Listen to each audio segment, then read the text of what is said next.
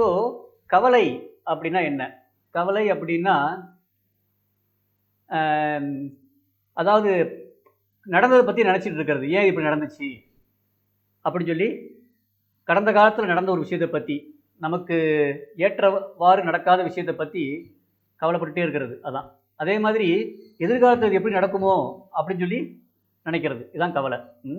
கடந்த காலத்தில் இது ஏன் இப்படி நடந்துச்சு, எதிர்காலத்தில் என்ன நடக்குமோ, இது எப்படி என்ன ஆகுமோ அப்படின்னு நினைக்கிறது தான் கவலை. இந்த கவலை ரொம்ப அதிகமாச்சுன்னா என்ன ஆகும்? அது பயத்தில் கொண்டு விடும். சரிங்களா? ஸோ இதான் வந்து கவலைக்கான டெஃபினேஷன், பயத்துக்கான டெஃபினேஷன். சரி, இப்போ வந்து ஒரு சின்ன கதை. ஒரு தடவை வந்து ஒரு துறவி, அவர் வந்து பல இடங்களுக்கு, புண்ணிய ஸ்தலங்களுக்கு போயிட்டு ஒரு கிராமத்துக்கு வராரு. அந்த கிராமத்தோட வெளியில் வந்து ஒரு கோயில் இருக்குது, ஒரு கிருஷ்ணர் விக்கிரகம் இருக்கக்கூடிய கோயில் இருக்குது. அவர் அந்த கோயிலில் தங்குறதுன்னு சொல்லி முடிவு பண்ணுறாரு. அந்த கோயிலை தங்கி அவர் வந்து டெய்லி தினமும் வந்து அந்த கிருஷ்ணரை வழிபட்டு தனது பக்தி யோகத்தை பயிற்சி பண்ணிட்டு இருக்கிறாரு. கொஞ்ச நாள் ஆயிடுச்சு. கொஞ்ச நாள் ஆனால் அந்த கிராமத்தில் இருக்க கிராமவாசிகள் எல்லாமே கொஞ்சம் அந்த கோயிலுக்கு வர வர அவரை பார்க்குறாங்க. அவரை பார்த்து பார்த்து கொஞ்சம் கொஞ்சமாக அவரோட பழக்கமாகறாங்க. அப்படி கொஞ்ச நாள் ஆக என்ன ஆகுது? அவருக்கும் அந்த கிராமத்தில் இருக்க எல்லாருக்கும் ஒரு நல்ல நெருக்கமான தொடர்பு உண்டாயிருது. அந்த கிராமத்தில் இருக்க வரவங்களாம் என்ன பண்ணுவாங்க? அவர்கிட்ட வந்து அவங்களுடைய வாழ்க்கை பிரச்சனைகளை சொல்லுவாங்க. ஒரு சிலர் என்ன பண்ணுவாங்க? அவங்களுக்கு வந்து பணப்பற்றாக்குறை இருக்குது, என்ன பண்ணுறது அப்படின்னு கேட்பாங்க. ஒரு சிலர் வந்து அவர்கிட்ட வந்து ஆன்மீக சம்மந்தப்பட்ட கேள்விகளை கேட்பாங்க. இது மாதிரி ஒவ்வொருத்தவங்களும் வந்து அவர்கிட்ட வந்து ஒவ்வொரு விதமான விஷயங்களை கேட்டுட்டு அவர்கிட்ட வந்து அறிவுரை வாங்கிட்டு போயிட்டு இருப்பாங்க. அவர் எல்லாரும் சொல்கிறதையும் பொறுமையாக கேட்டு அவங்களுக்கு ஏற்ற மாதிரியான அறிவுரைகளை அவர் கொடுப்பாரு.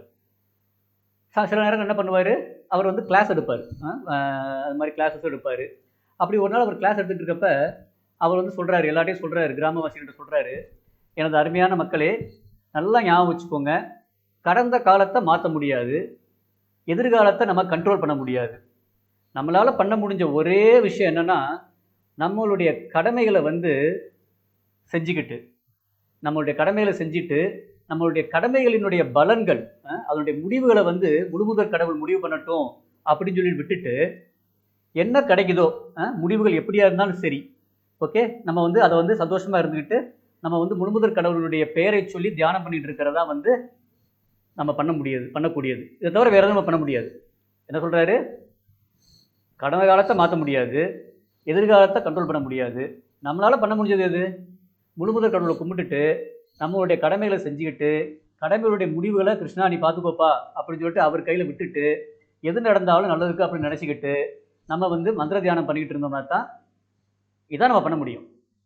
இதை நம்ம பண்ணோம்னா மற்ற எல்லா விஷயங்களும் சரியாயிரும் அப்படின்னு சொல்லி சொல்கிறார். இதை கேட்ட உடனே ஒரு வயசான ஒரு கிராமத்துவாசிக்கு கொஞ்சம் கோவம் வந்துடுது. அவர் எந்திரிச்சு கேட்குறாரு, நீங்கள் சொல்கிறது அட்வைஸ் பண்ணுறதுலாம் ஈஸியாக தான் இருக்கும், ஆனால் எப்படி ப்ராக்டிக்கலாக வந்து பாசிபிள் ஆகும்? எப்படி வந்து இது ஒத்து வரும்? என்னுடைய சூழ்நிலையை பாருங்கள். என்னுடைய சின்ன பையன், அவனுக்கு வந்து நான் பூநூல் போடணும், பூநூல் விழா நடத்தணும், அதுவும் நடத்த முடியலை. என்னுடைய இன்னொரு பையன் வந்து அவன் வந்து படிப்பே பிடிக்காமல் விட்டுருக்கான், அவன் வேலைக்கு போக முடியலை. என்னுடைய பொண்ணை பார்த்தீங்கன்னா அவளுக்கு வந்து கல்யாணம் பண்ணுறதுக்கான நேரம் நெருங்கிருச்சு, என்னால் ஒரு சரியான மாப்பிள்ளை பார்த்து கல்யாணம் பண்ணி வைக்க முடியலை. இது எல்லாத்தையும் பார்த்துட்டு என்னுடைய ஒய்ஃப் வந்து சரியான மன உளைச்சல் இருக்கிறா, அவள் அதுக்காக வந்து மருந்து எடுத்துக்கிட்டு இருக்கிறா, என்னுடைய சம்பளம் வந்து எதுக்குமே பத்த மாட்டேங்குது. இந்த மாதிரி சூழ்நிலையில் எப்படி நான் கவலைப்படாமல் இருக்க முடியும் அப்படின்னு சொல்லி கேட்குறாரு. அதனால் அவர் சொன்னதை கேட்குறாரு. இந்த கேட்ட துறவி என்ன பண்ணுறாரு? சிரிச்சுக்கிட்டே சொல்கிறாரு, சரி, நீங்கள் இவ்வளோ சொல்கிறீங்களே, உங்களுடைய பிரச்சனைகள் எல்லாம் நீங்கள் கவலைப்படுறதுனால சரியாயிருச்சா? நீங்கள் இந்த மாதிரி வித்தியாசமான பிரச்சனைகளை சொல்கிறீங்க, நீங்கள் கவலைப்பட்டுகிட்டே இருக்கிறதுனால இந்த பிரச்சனைகள்லாம் சரியாயிருச்சா? சொல்லுங்கள். உங்களுக்கு இது தெரிஞ்சாலுமே நீங்கள் கவலைப்பட்டுட்டு இருக்கிறதுனால உங்கள் பிரச்சனைகள் சரியாகலேன்னு தெரிஞ்சாலுமே நீங்கள் கவலைப்பட்டுட்டே இருக்கிறீங்க. அதுக்கு பதிலாக நம்ம என்ன பண்ணணும்? நம்மளுடைய கடமைகளை செஞ்சுக்கிட்டே இருக்க வேண்டியது தான். செஞ்சுக்கிட்டு எது கிடைக்குதோ அதை வச்சுக்கிட்டு நம்ம திருப்திப்பட வேண்டும். அப்புறம் வந்து முழுமுதற் கடவுள் பேரை சொல்லி நம்ம தியானம் பண்ணணும். ஏன்னா அவரால் மாற்ற முடியாத எதுவுமே கிடையாது. நம்ம என்ன பண்ணுறோம்? நம்ம எல்லாத்தையும் மாற்றிடுவோம் அப்படின்னு சொல்லிட்டு நம்ம வந்து இப்போ எல்லா வேலையும் பண்ணிகிட்டு இருக்கோம். அப்படிங்கிறப்ப அது வந்து எதுவுமே ஒர்க் அவுட் ஆக மாட்டேங்குது. ஆனால் அதுக்கு பதிலாக நம்ம வந்து அவரை நினச்சி தியானம் பண்ணி அவர்கிட்ட பொறுப்பை ஒப்படைச்சோம்னா அவரால் எந்த விஷயத்தையும் ஈஸியாக மாற்றிட முடியும். அதை நீங்கள் பண்ணுறீங்களா? அதை நீங்கள் பண்ணவே இல்லையே! அப்படிங்கிறப்ப வந்து எப்படி உங்களுடைய பிரச்சனைகள்லாம் சரியாகும்னு நீங்க நினைக்கிறீங்க? அந்த பிரச்சனைய நினைச்சுக்கிட்டு நீங்க கவலைப்படுறதுனால என்ன ஆகப் போகுது உங்களுக்கு? அப்படின்னு சொல்லி கேட்கிறாரு.